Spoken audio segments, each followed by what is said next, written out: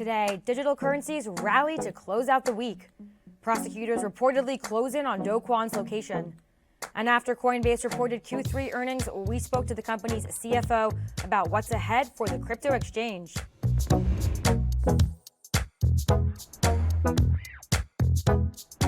Welcome to CNBC's Crypto World. I'm Pippa Stevens. Digital currencies making major gains to finish the week. By noon Eastern, Bitcoin popped more than 2% and traded just below $21,000. Ether soared 5% and traded around $1,600, and XRP rallied 7% to 49 cents. We've talked a lot about how crypto has closely followed stock prices in the past, but while Wall Street is negative for the week, crypto is in the green. In the past 7 days, Bitcoin's up about 3% and Ether's up more than 7%. Okay, let's talk about the top stories. First up, prosecutors in South Korea may be closing in on Do Kwon. According to a report from Bloomberg, South Korean officials have indicated Kwon might be somewhere in Europe. Local reports also said Kwon's chat history shows signs of price manipulation of tokens ahead of the collapse. When asked about the new allegations, prosecutors reportedly said they're, quote, not false. Kwon's location has been a mystery since South Korean officials issued a warrant for his arrest. Next, the European Union is delaying the vote on its markets in crypto assets regulation bill that was originally scheduled for the coming weeks. In a report from CoinDesk, a spokesperson for Parliament said the vote on MiCA is postponed until February due to the complexity of the bill. Lawmakers and agencies came together to create the comprehensive bill back in June. MiCA would set reserve requirements for stablecoins, enforce anti-money laundering practices for exchanges, and more. Last up, shares of Coinbase are surging more than 10% this morning, despite reporting earnings that missed estimates yesterday. The crypto exchange brought in $590 million in the third quarter, which is less than the $654 million that Wall Street expected and 50% lower than a year ago. But one bright spot is the company's user numbers. Coinbase reported 8.5 million monthly transacting users last quarter, which is more than the 7.8 million Wall Street expected.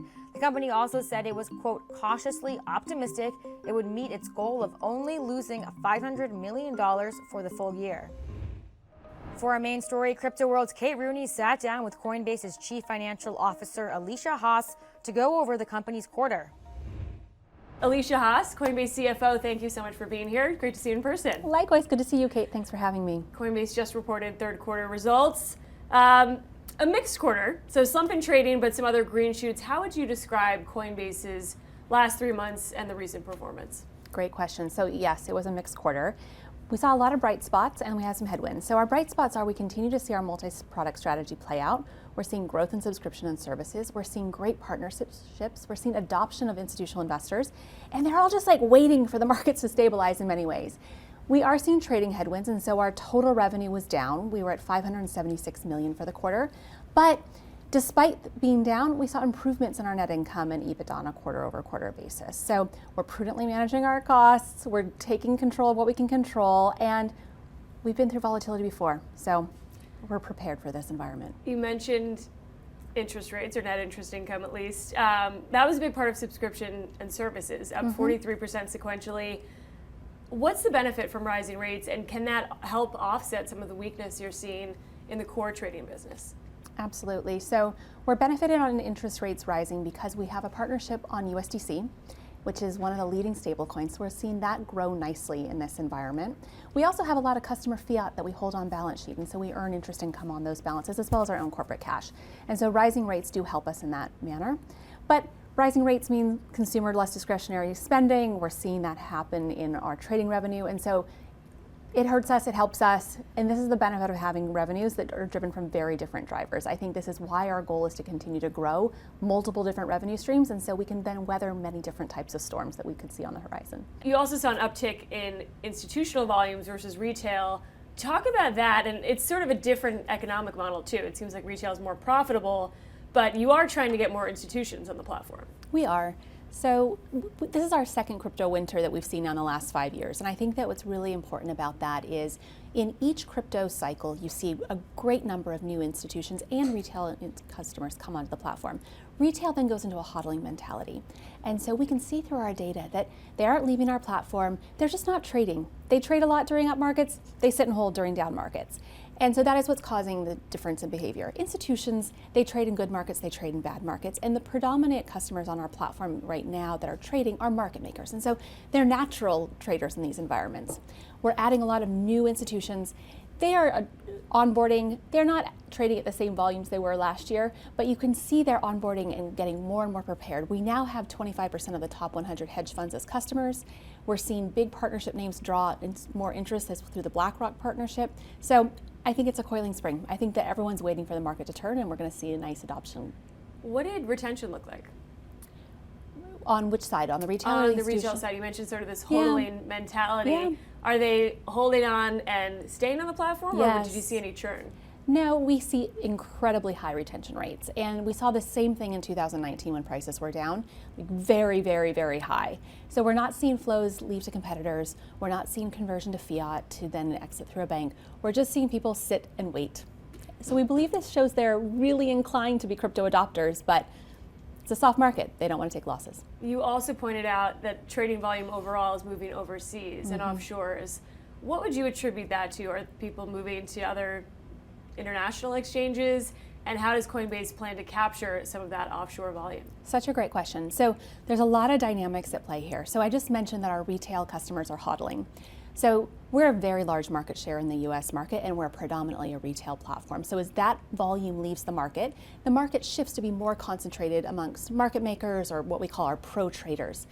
Those customers are trading historically predominantly offshore, and did some in the US when we would trade against the retail. But as that volume moves overseas, they're looking for leverage, they're looking for perps, they're looking for derivatives, they're looking for products that we don't offer in the US market.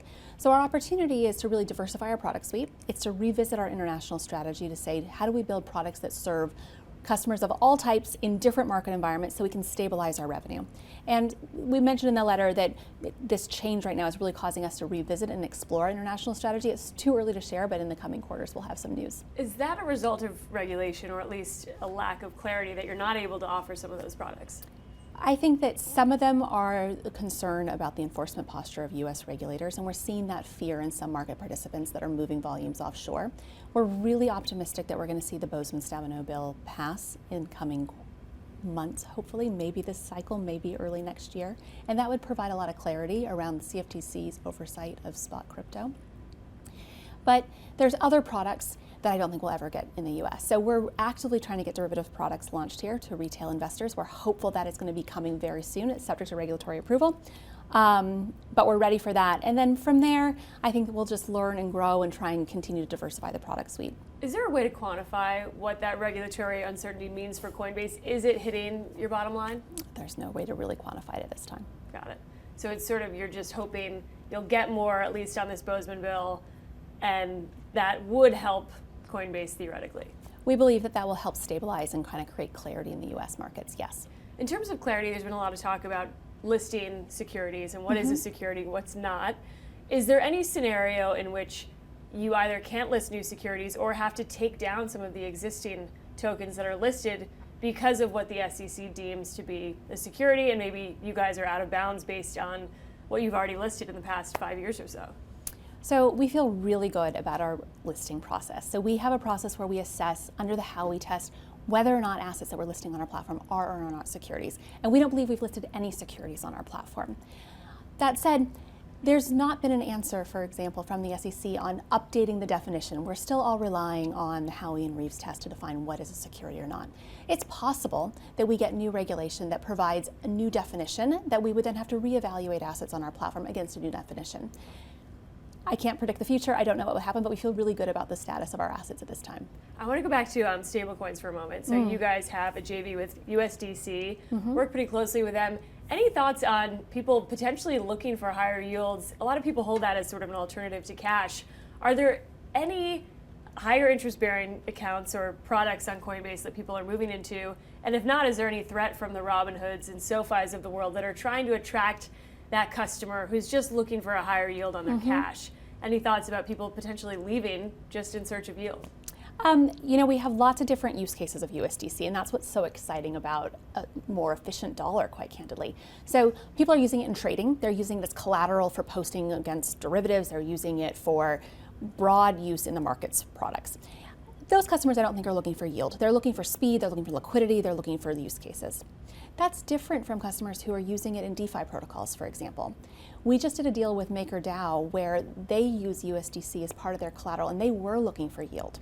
And so we were able to offer them as our first institutional reward client to earn 1.5% on their USD balances that they hold on Coinbase. And that's something that we're rolling out now to many of our clients.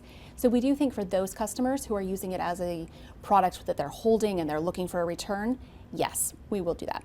But I think there's a lot of use cases out there that for payments, for other, that people aren't going to be seeking yield. So I think we're going to see growth in a number of vectors, and I'm really excited about USDC's potential. I want to talk about some of the cost cutting. OpEx came down by, looks like 38% sequentially.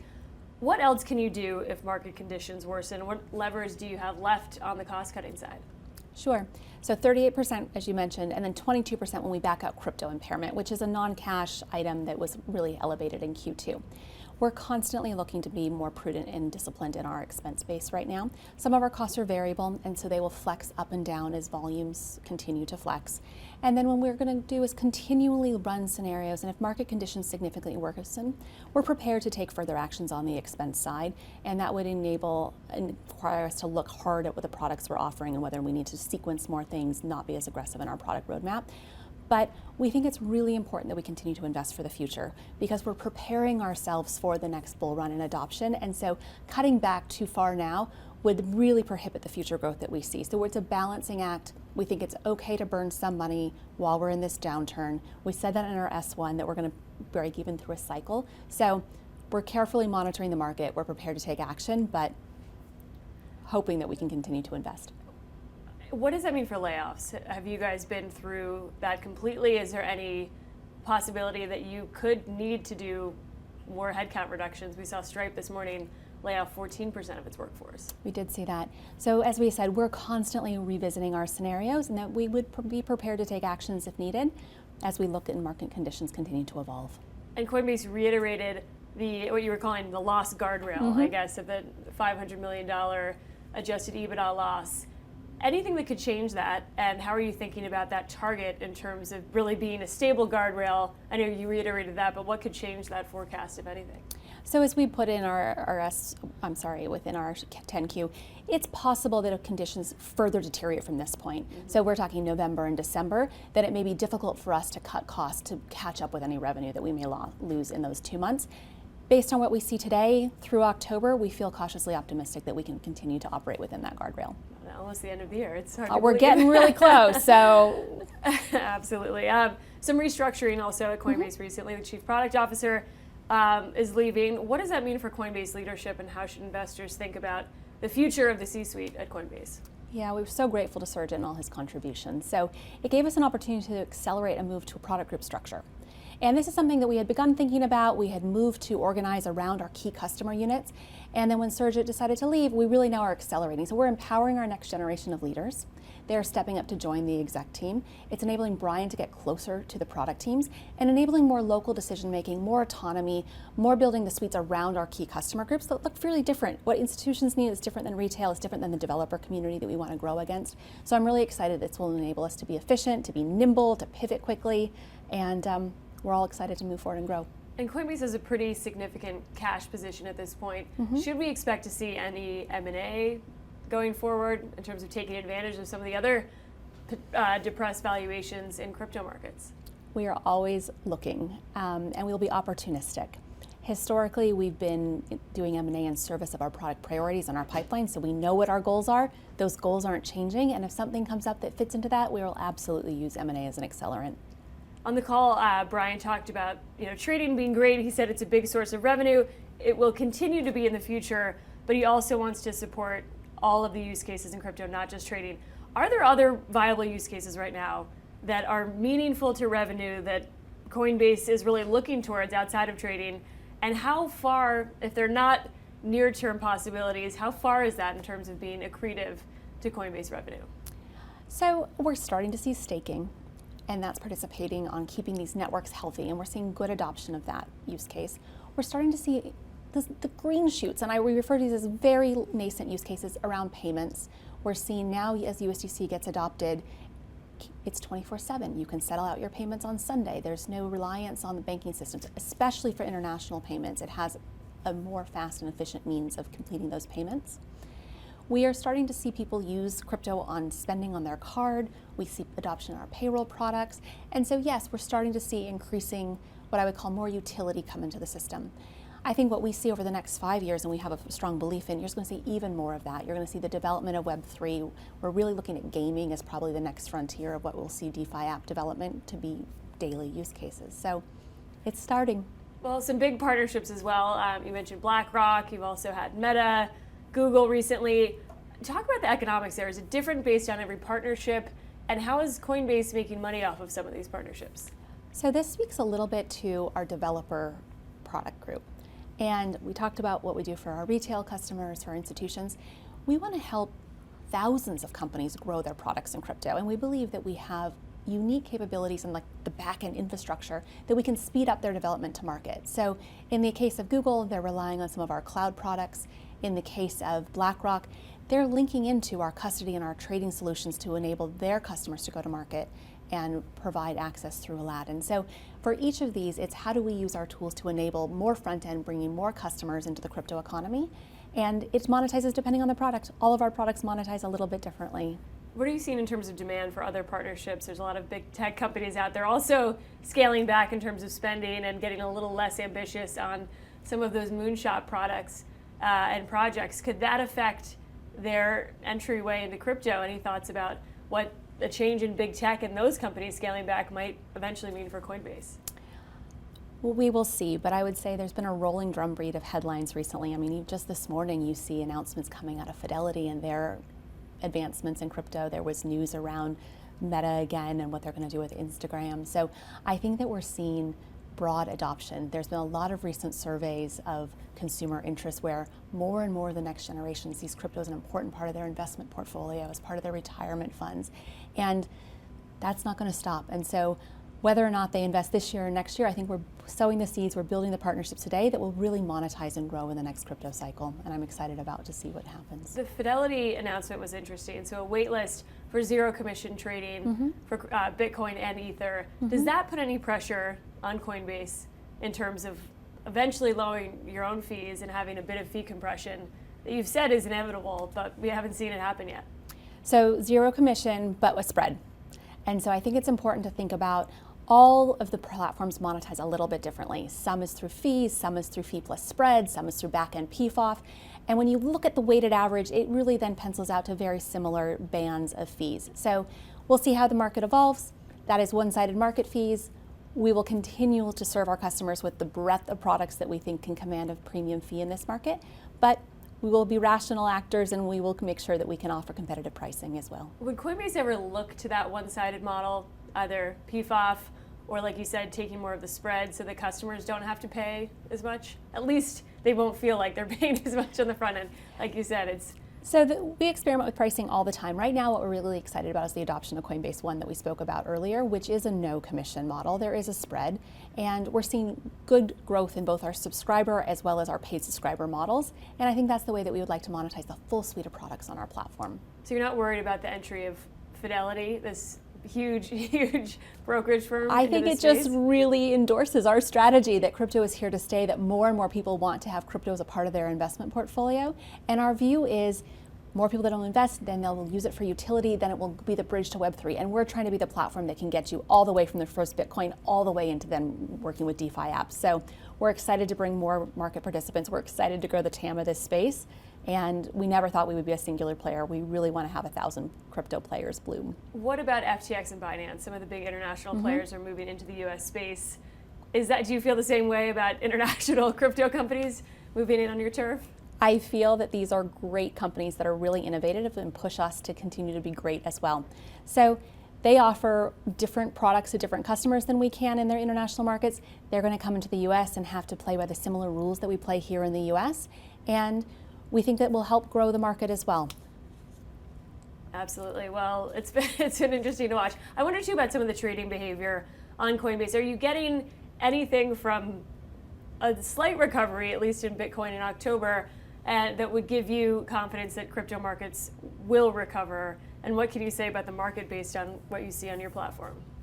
I am not one to predict only one scenario, Kate. So we run scenarios that it gets better and decouples from the broader financial markets. We run scenarios where it continues to get worse and looks like the last crypto downturn. We run scenarios saying that it behaves and correlates with the stock market. And so we don't know exactly where it's going to go. We're really excited about the underlying product innovation and adoption, but we recognize that we're in a very complex market and there's a lot of macroeconomic factors that people are weighing out, and we don't know how they will play in crypto. It's the first time crypto has been around when we've had economic changes in the world. So we're learning a lot as we go, and we're prepared for any environment that we have to operate through. I want to ask you too about operating expense. I know we touched on this a bit earlier.